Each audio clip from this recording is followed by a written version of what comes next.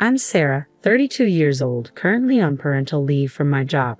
It's been 4 months since I welcomed my daughter into the world, and I'm starting to contemplate returning to work. Meanwhile, it seems my husband, Sam, hasn't fully embraced his role as a father yet, despite our daughter's arrival. Sarah, you're not considering quitting your job just because of the baby, are you? Sam's words, uttered right after our daughter was born, were far from the supportive sentiments I expected. Not only did his comment unsettle me, but it also elicited concern from my parents who were present at the time. I'm just grateful our daughter is healthy. Let's discuss work later. Once things have settled, I interjected swiftly, unable to bear the discomfort in my parents' expressions. We've been married for 3 years now, yet Sam's peculiar behavior isn't a recent development. It's been a constant since we exchanged vows. The quirks I once found endearing during our single days now contribute to my daily exhaustion as we share our life together. It's evident that Sam's struggles extend beyond our home life. His frequent reprimands at work and the air of despondency he carries home hint at deeper issues. I'm starting to wonder if I'm just not cut out for this job. Once I get in this funk, nothing seems to shake it off, he confides, his mood lingering gloomily throughout the day. However, by the next morning he seems to have brushed off his worries, returning to his usual cheerful self. Feeling better today? You seemed really down yesterday, I inquire, voicing my concerns. But Sam, with his volatile nature and penchant for impulsive decisions, often overlooks the gravity of his actions. His tendency to misinterpret situations and hastily jump to conclusions frequently lands him in trouble, despite his obliviousness to the pattern. Since our marriage, one thing has become abundantly clear about Sam. He regards his mother's opinion as law. The unusually tight bond between Sam and his mother caught me off guard initially. I often ponder if Sam's daily visits to his parents' house stem from concern for his mother, who lost her husband and now resides alone. Despite having an older brother, Sam's relationship with him seems strained. When his brother tied the knot, the notion of living with their mother didn't even cross his mind, a decision that deeply perturbed Sam. I have a duty to take care of Mom. It's disheartening how my brother left her, Sam expressed, emphasizing his commitment. This commitment is why we chose to reside near his parents abroad. While I had anticipated the prospect of living with Sam and his mother, surprisingly, she expressed a desire to maintain her independence. You two should live your lives fully. I prefer the solace of living alone, she insisted, declining our offer to reside together. Despite her initial refusal, Sam opted to live in an apartment just a stone's throw away from his parents' house out of concern for his mother.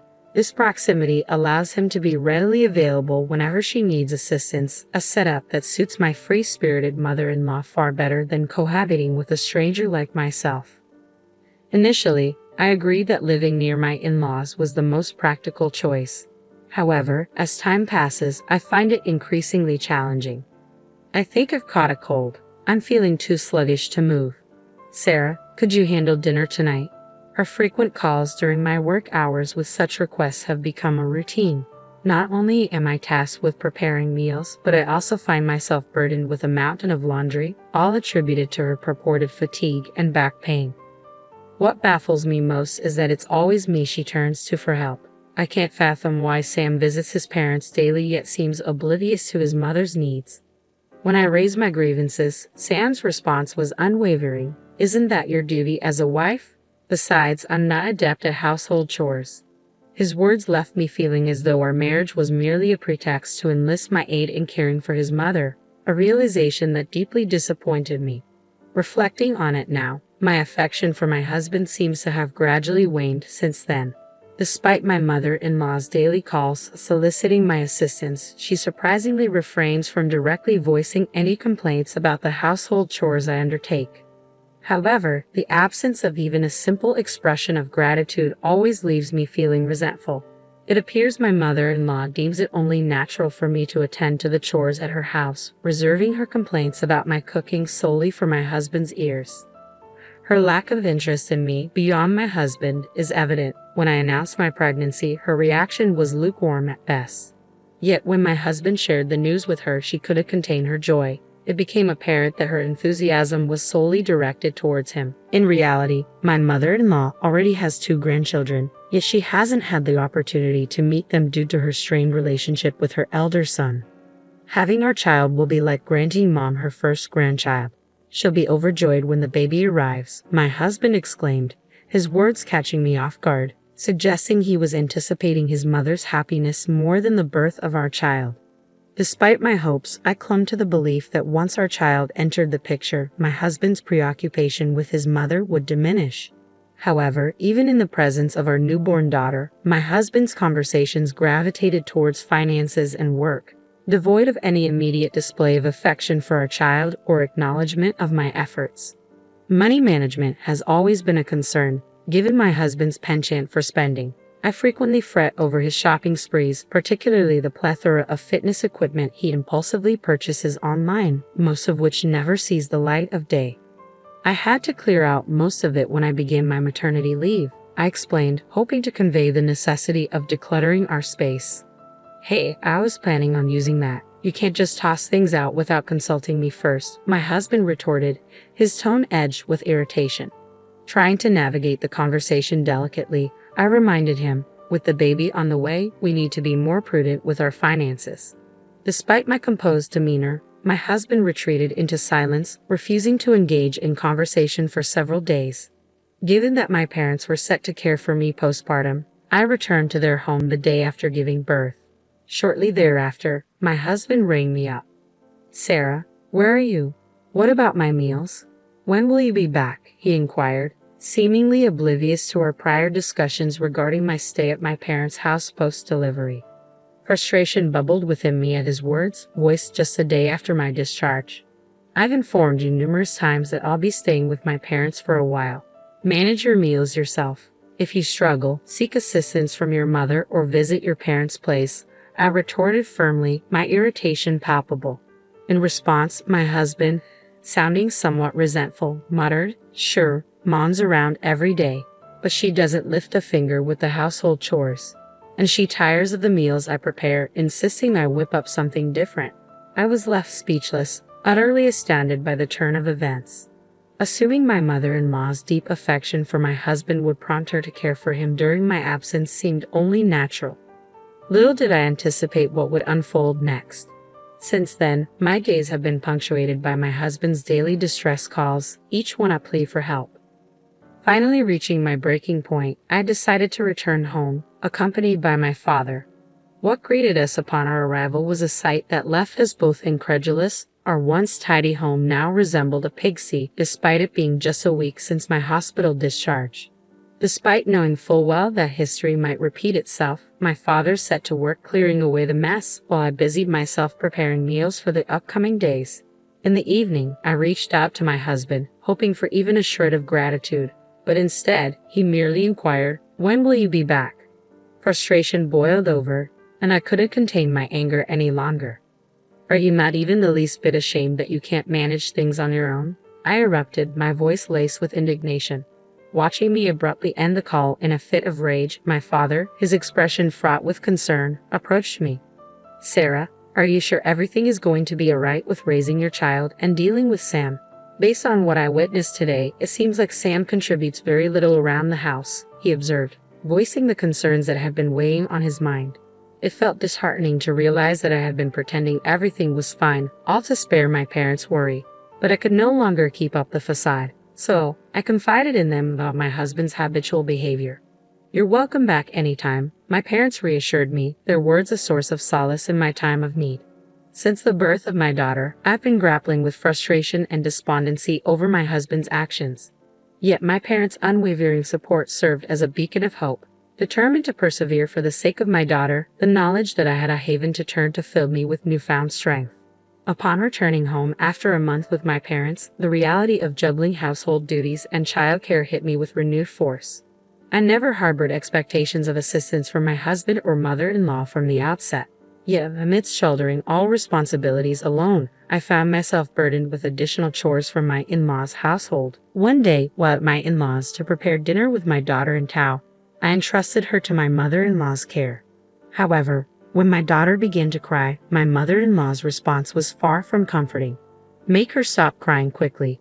Why do I have to babysit? She exclaimed, pushing my daughter back into my arms without attempting to soothe her. It became apparent that my mother-in-law was ill at ease with infants as she made no effort to engage with my daughter on her own. I've been thinking, my husband proposed. It's been around 3 months since the birth. Perhaps it's time for you to return to work. His suggestion prompted me to consider the possibility. Considering our household expenses, an earlier return to work would provide a sense of security, and it would also be beneficial for my career to avoid an extended leave. Besides, our savings earmarked for maternity leave were dwindling rapidly. Most of my husband's earnings seemed to vanish into thin air, squandered on extravagant purchases like fitness equipment and other frivolous expenses. I had been meticulous in my planning, intending to allocate the birth allowance for my daughter's needs. Aware that the childcare leave benefit would take some time to be deposited post-application, I took the proactive step of opening a separate bank account before giving birth to manage her funds independently. One day, when I visited the bank to check the remaining birth allowance, I realized the bank book was missing. It's been untouched since I opened it. The only person who's aware of its existence is my husband, I mused, unable to shake off the suspicion brewing within me. Recalling an earlier conversation with my husband as I prepared for hospitalization at the start of my maternity leave, his inquiry lingered in my mind. I don't need to cover the childbirth expenses, do I? They're covered by the municipality, right? There's no additional payment required from me.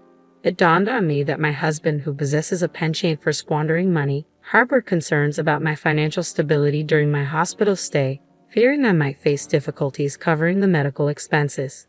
It's all right. The Insurance Association will cover the expenses upon your discharge. If you require funds for the birth, utilize the account where I've deposited the birth preparation money, I assured my husband at the time. In a moment of casualness, I divulged the whereabouts of the money to my husband. Yet a nagging doubt crept in. Had he accessed the bank book without my consent? Although my intention was to explicitly communicate that the funds were earmarked for childbirth expenses, considering my husband's proclivity for extravagance, I couldn't dismiss the possibility of him misusing the funds. Upon his return from work that day, I wasted no time in confronting him. Hey, I can't locate the passbook where I deposited the childbirth preparation funds. Do you have any idea where it might be? I queried, my voice tinged with apprehension. To my astonishment, my husband's response came without hesitation. Oh, I gave all that money to Mom. After all, it's my earnings, right? I have the liberty to utilize it as I see fit, he retorted matter-of-factly. Stunned, I found myself unable to fathom that the passbook had been handed over to my husband's mother rather than him squandering the funds as I had initially feared. That money is meant for our daughter. It's not your earnings, I asserted, my voice tinged with frustration as my husband remained impassive, continuing to eat. In that moment, something inside me snapped. Confronting him with the divorce papers I had quietly prepared for just such an occasion, I struggled to contain my anger and tears as I uttered, "Please sign. I can't continue living like this." Although Sam appeared taken aback, he complied without protest. Initially, I had entertained the possibility of reconciling, particularly given the recent birth of our child. However, witnessing his lack of remorse solidified my resolve. Gathering my daughter and the emergency luggage I had prepared, I exited the house. Glancing back at my husband, engrossed in his meal without sparing a glance in our direction, it became painfully clear that he harbored little concern for our daughter. As I watched him reflecting on the hardships I've endured, I made a silent vow that I wouldn't allow things to culminate in this manner.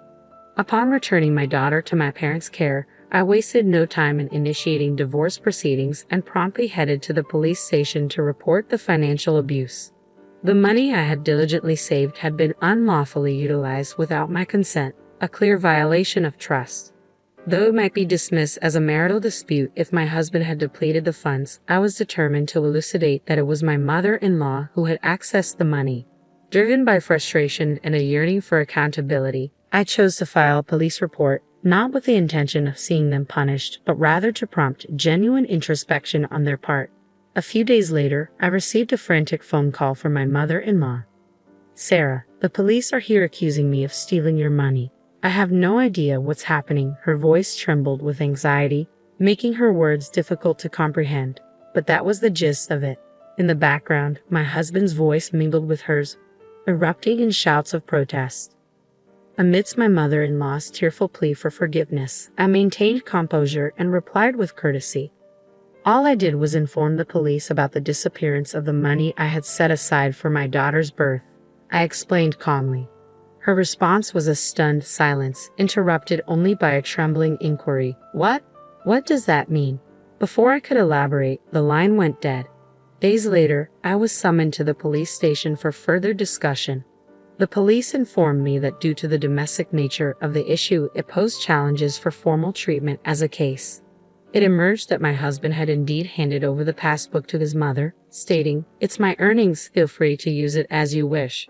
Aware that the account was in my name, my mother-in-law proceeded to withdraw the funds. The bank account where the passbook was transferred held not only the remainder of my maternity benefits but also gifts from my company totaling nearly $10,000. The bank's security camera clearly captured my mother-in-law processing the withdrawal. Upon investigation, the police informed me that my husband expressed remorse and pledged to reimburse the full amount. They suggested that given the nature of the situation, I might consider withdrawing my complaint as it was a domestic matter. My intent behind filing the complaint was for both of them to reflect on their actions, though I heeded the police's advice and withdrew the report. However, I was left puzzled when the police later visited them. Yet the situation took a drastic turn as both my husband and mother-in-law were apprehended. During my absence while visiting my parents, my mother-in-law attempted to obtain a loan from a credit card company using my ID card illegally.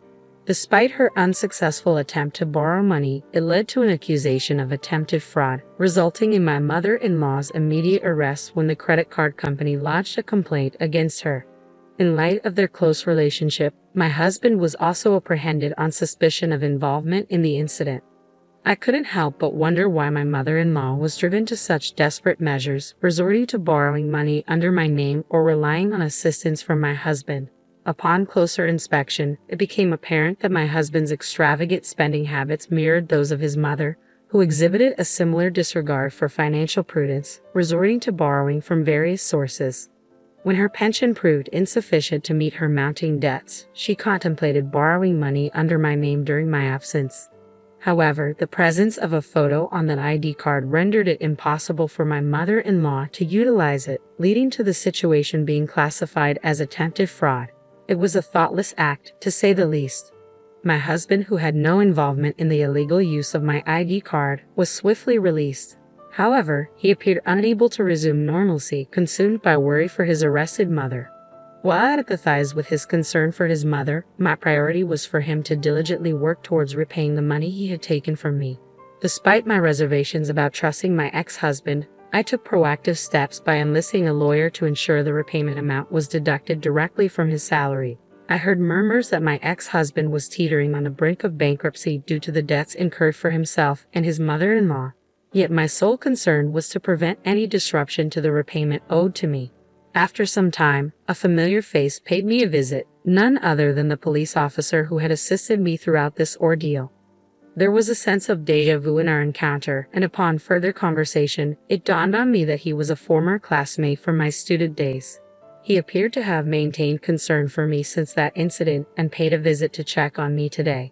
"It's been a while. I barely recognized you. You've become quite the respectable police officer," I remarked, noting the transformation in him. With a hint of shyness, he replied, "Has anything significant happened since then?" Truthfully, I recognized him as Sarah right away. In the following days, he made several visits, always using the excuse of not being here for official business, which I found somewhat amusing. As our conversations continued, I discovered that he, too, was single, and with each encounter, I felt the reunion evolving into something more, a budding romance. Perhaps this time I should take the initiative and pay him a visit.